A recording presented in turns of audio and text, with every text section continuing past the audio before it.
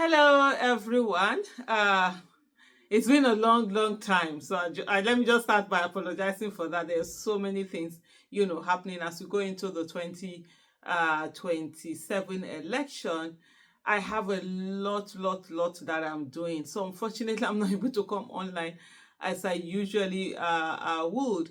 And I see, I've seen a lot of people who are like, oh, they've sent messages to me, Aisha, what's happening? We're not seeing you online. We're not seeing you with Mr. Peter Obi going around and all of that.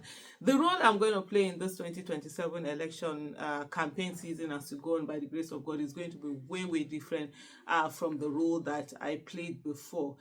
For me, I always, how do I put it? It's always about what's the most effective thing to do.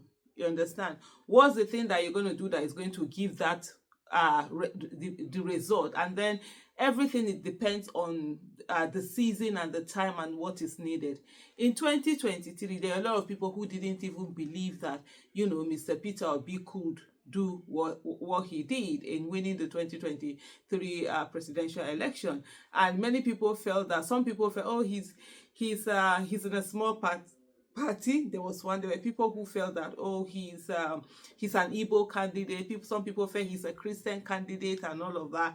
And my own was the fact that my role in the things that I played in going every state and moving around with him was to let people know unequivocally that this is not a Christian candidate, this is not an Igbo candidate, this is not a candidate of a small party, this is a candidate of the people of the Federal Republic of Nigeria. And I think that statement, has been made, and we made that loud and clear. And over time, we saw what happened, the kind of massive support that Mr. Peter Obi was able to garner, that he garnered. Now everybody knows that this is not about being an Igbo candidate. It's not a Christian candidate or whatever, or because of the party he's in. This is a candidate that Nigerians want to see, Nigerians are yearning for, Nigerians voted for, and they're going to vote for him again. The people who 2022 who felt, oh no, they felt that yes, they know he's good, he has the competence, character, and the capacity, but they were not sure that he was going to win the election or whatever, and said, okay, they don't want to waste their vote and all of that. Now they have seen that that is not the case. So we have a lot more. But the most important thing, and critically, the role that I'm going to play this election is how to ensure that those people who want to vote, the votes, we get every one of them, we mop them up, and at the same time we ensure that they are all protected. Because what we're going to do by the grace of God is to win in a way that it becomes too big to be rigged. That's it.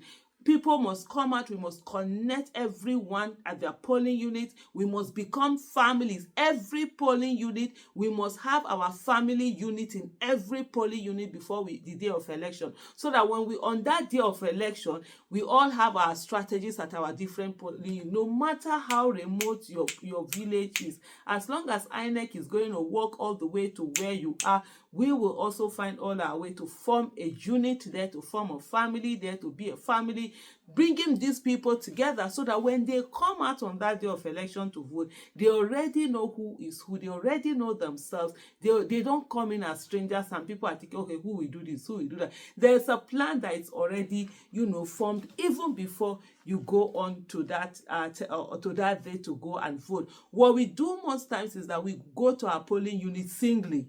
So I come in, maybe I come in with my husband or a few people that we've been meeting before. We know each other once in a while. Like I've been voting in my polling unit for over a decade now. Yeah, absolutely.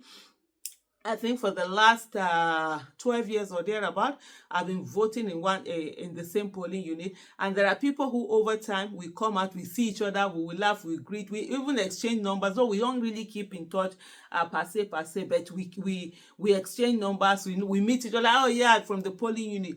But all the polling units in Nigeria, we should have something even beyond that. Not just having our phone numbers, knowing ourselves, but knowing this is how we are going out on that day. This is what we're going to do.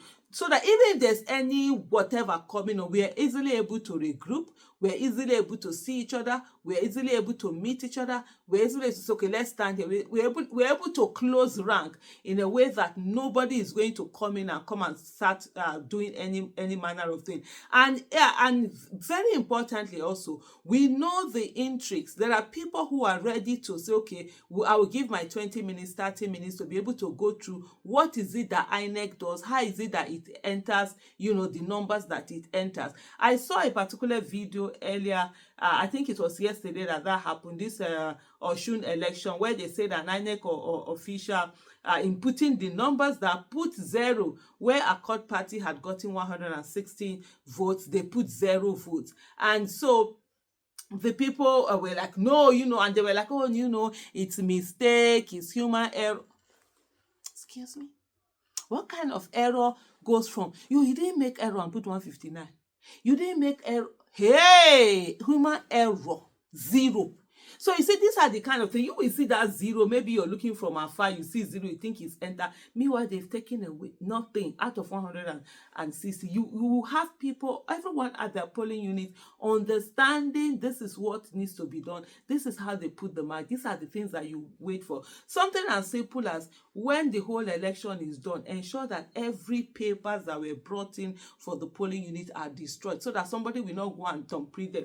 You mark them, you shake them raw, so that somebody will not go later and start printing them. These are things that you can easily know when you already form a family, your family unit, because your polling unit people are also your family, critical family that are going to help you in getting the good things in life that come from having a good governance. So those are not things that we should just, we just meet there, you just say hi, just sign and start going home. No, there is no going home. And this election, I've said it, even with what has happened, looking at Osun and whatever, for me, with the Osun State election, I think I'll do a video on that, is that be vigilant. Don't get carried away. Just know that the main thing, you saw what Osun people did in terms, they came out, they stayed, because if they were not vigilant in watching, nobody would have seen that 160 was almost being turned into 0. So it's that vigilance. This election is, take it as a manual election. You understand? It's not the one that you think, oh, IREV is going to work. Me, as I've said it before, I'm going to say it again. Don't forget about IREV. Forget that Nigeria has IREV. There's any electronic anything happening. Just focus on the fact that your vote that you voted, it must be entered. The way that they entered it, you must see it manually entered. Follow it. Escort your vote. Use everything that you can. Escort your vote from your polling unit to the ward collation center. From ward collation center, escort it to the local government collation center. From the local government collation center, escort it to the state government state collation center. From the state collation center, escort it down. Get some people that will follow that all the way to Abuja, so that we will see that when we all come, we will sit down there and wait for the result. And we have people there who are checking that, making sure that it is the result that comes from every state that is being entered into it. That's the way we are going to see them. So on the more serious, on the more this thing, you're not going to be seeing me, traveling as much as you did last year, going around, because you may go traveling with Mr. Peter Obi. Maybe when campaign is there, I will come out and speak. Mr. Peter Obi can be in one state campaigning, and Aisha Isubu can be in another state campaigning. It doesn't make sense for us to put all our eggs in one basket. He's talking here. I know how to talk very well, convince people. I'm also campaigning over there. I'm doing there. Sometimes a lot of the how do I think the organizing, providing that organizational platform where people are meeting and a lot of things are being done. I can't share most of those strategies with you, of course, you know that, but I just want, because I see a lot of people who have been sending messages, oh, we are not seeing you with Mr. Peter Obi. And let me tell you, there are amazing young Nigerians who are doing exceedingly well. Mama P is doing great. Zekeri is there. Esther, of course, who is the photographer that takes, the content, the pictures and the videos. Some of the videos that you see out there, they're doing amazing work, and they're doing extremely well. And so I'm not going to be there doing that. There's so many other things that I am doing. I am going to be doing. So you might not hear, but I'll try as much as possible to ensure that I'm doing my videos and keeping in touch with my Oveve family. Thank you so much for watching. Bye.